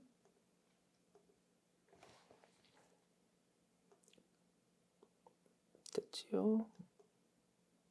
그다음에 모든 자료는 국세청 자료라고 했습니다. 그래서 공제 대상 지출액 입력할 때, 그지? 기타 이런 거 말고 국세청 요쪽에다가 입력한 거다 이겁니다. 됐습니다. 그다음 그지? 기타 말고 국세청 요쪽에 입력하도록 하고 있다. 자, 그다음요. 의료비입니다. 김정훈 250만 원 의료비 썼는데 안경 구입비 80만 원이랍니다. 안경 구입비 되기는 되는데 한도가 있었다. 그지? 50만 원이 한도다. 50만 원 한도인데 80만 원으로 요 금액에 포함되어 있답니다. 그러면 250만 원에서 얼마 빼야 됩니까? 30만 원 빼야 됩니다. 220만 원을 입력하자. 아시겠죠? 본인의 의료비 220만 원. 자, 본인에 대해서 의료비 입력합니다. 자, 국세청장 1번. 성명 본인 끌고 옵니다. 얼마? 220만 원. 됐지요? 그 다음 신혜미 100만 원, 미용 목적이 아닌 치료 목적의 성형수술비입니다. 자, 배우자의 경우 소득금 의료금 충족 못하기 때문에 기본공제 대상자가 아닙니다. 그러나 의료비의 경우에는 소득금 의료권, 나요권 따지지 않는다라는 특징이 있었다. 그지? 그래서 공제된다 이겁니다. 성형수술비인데 미용 목적이라면 공제 대상 아니겠지만 치료 목적이니까 공제 대상이 된다가 결론입니다. 그지? 100만 원 적어줍니다. 자, 100만 원 적어주자. 자, 신혜미 선택하고 의료비 적어준다. 자, 국세청장 자료고 신혜미 불러오고 금액 100만 원 적어준다. 됐습니다. 그 다음 이정자 어머니에 대한 240만 원 장애인 재활치료비인 의료비입니다. 오케이. 자, 입력합니다. 이정자 선택하고 자, 의료비 보조청에서 자, 국세청장 1번 그 다음에 어머니 이정자 불러옵니다. 그 다음에 금액 얼마라고? 얼마라고? 240만 원을 2400000 적어줍니다. 그 다음 김이슬 40만 원인데요. 질병치료비로 김이슬 명의의 현금 영수증 24만 원 발급받았고 실손보험금 16만 원을 포함하고 있답니다. 자, 병원비가 40만 원 들었는데 실손보험 등기해서 가지고 16만 원 돈 받았다 이겁니다. 그러면 내 생돈 나가는 건 얼마입니까? 40만 원에서 16만 원 뺀 24만 원만 돈이 나간 꼴이 됩니다. 이 부분만 의료비 공제가 적용된다 이겁니다. 됐습니까? 이 내용을 입력합니다. 자, 김이슬 선택하고 의료비 보조장 띄워서 국세청장 1번. 자, 사람풀로 옵니다. 김이슬. 잘 보십시오. 이제 요것 때문에 요 문제가 출제될 수 있다 이겁니다. 앞으로. 자, 의료비 얼마 들었습니까? 40만 원 들었습니다. 일단 40만 원 다 적어줘. 그 다음에 실손보험금 받은 거는 공제 안 되잖아. 그거를 옆에 따로 적어준다 이겁니다. 얼마요? 16만 원. 이렇게 됐습니다. 이렇게 적어주는 것이 정확한 서식 입력이랍니다. 그럼 결국은 40만 원에서 16만 원 뺀 24만 원만 공제 적용될 거다 이겁니다. 아시겠죠? 됐습니다. 이렇게 입력하고 나면 보조장 입력하고 나면 그 전체 결과가 아래쪽에 딱딱 찍게 된다 이겁니다. 그죠? 이런 식으로 다 집계가 돼서 딱 표시되고 있다. 됐습니다.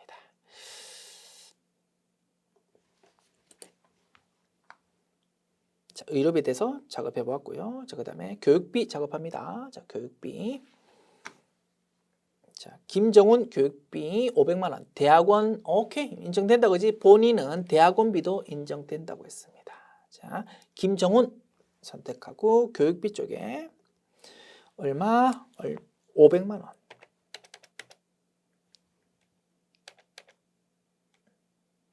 적고 엔터 끼치면 오른쪽에 파란색으로 표시된다 그지? 여기서 본인이라고 자동 표시되는 겁니다. 본인에 대한 교육비니까 한도가 없어. 뭐 그렇게 자동으로 프로그램에서 딱 인식이 된다 이겁니다.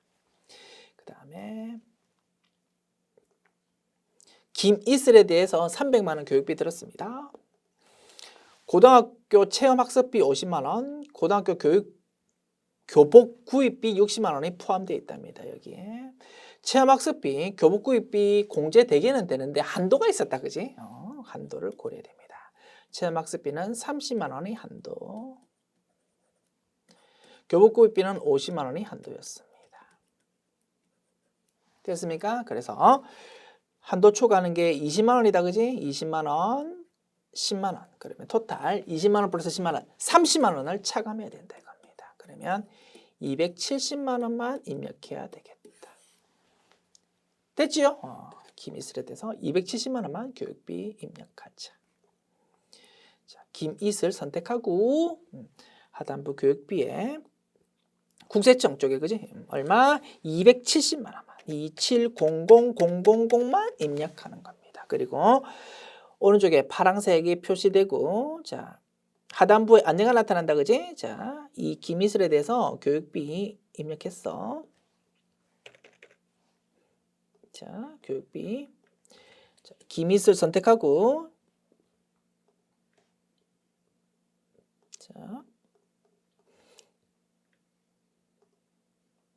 자, 김이슬 선택하고 우리 프로그램이 지금 화면을 크게 했다가 작게 했다가 하면 잠깐씩 조금 불안정해지는 면이 있습니다. 그래서 약간 지금 화면이 버벅거리는데요. 약간 이동해 볼게요. 어떻게든.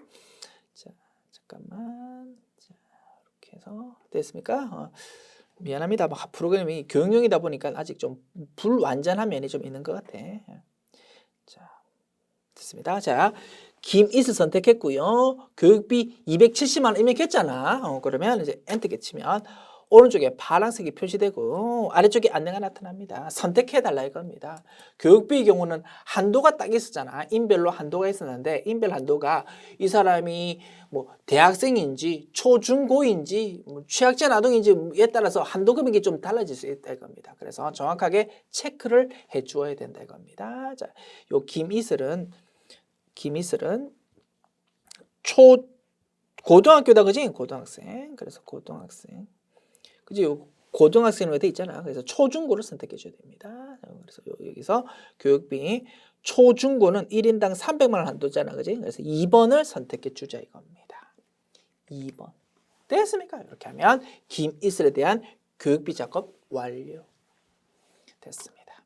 자, 그렇게 하면 이제 제시된 내용 끝났고, 자, 난잡했던 신용카드 등 내용 입력합시다. 우리 아까 정리했었잖아. 그지? 그 내용 입력합니다. 김정훈 선택하고 신용카드 얼마요? 650만 원이라고.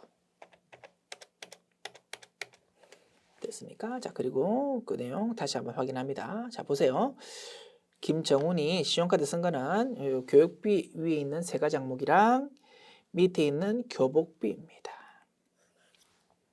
교복비를 신용카드로 결제했다고? 그러면 교육비 공제도 되고 신용카드 공제도 된다고 했습니다.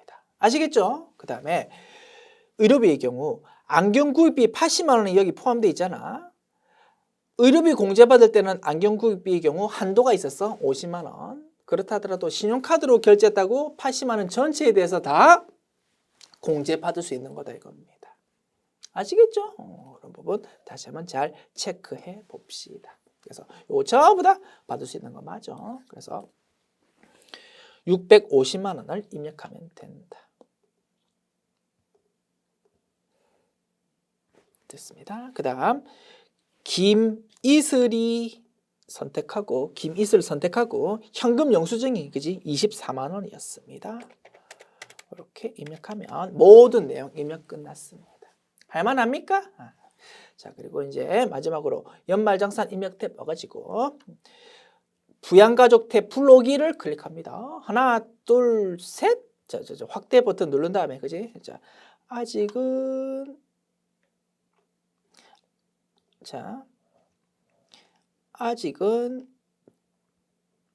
공제대상 지출액 이런 걸 못 불러왔잖아, 그지? 여기서 부양가족 탭 불러오기를 클릭하면 이제 부양가족 탭에서 입력했던 내용이 짜르륵 자동으로 불러와질 거다 이겁니다. 클릭해 볼게요. 하나, 둘, 셋. 보십시오. 이런 거 불러옵니다라고 자료 나와 있습니다. 확인 버튼 누릅니다. 그러면 짜르륵 이렇게 반영되지 않습니까? 자, 불러와진 내용 참고로 확인해 볼게요. 자, 먼저 신용카드 더블 클릭하면 650만 원, 24만 원 자동으로 딱 끌려왔고요. 그 다음에 보장성 보험료 90만 원 끌려왔고요. 의료비의 경우 본인에 대한 거 220만 원, 그 다음에 어머니, 장애인에 대한 거 240만 원, 그 다음에 배우자에 대한 거 100만 원, 김이슬에 대한 거 40만 원 합해서 그치? 김이슬에 대한 거는 40만 원 지출했는데 실손보험 16만 원 있어서 22만 원만 결국 적용되었다. 그지? 그게 이렇게 입력됩니다. 배우자 100만 원, 김이슬 40만 원, 140만 원 일단 표시되고 그중에서 16만 원은 다시 실손보험 받은 거라서 공제 안 됩니다라고 이렇게 따로 표시된다 이겁니다. 됐죠? 이렇게 자동으로 풀러와지구나. 그 다음에 교육비 클릭해 볼게. 교육비.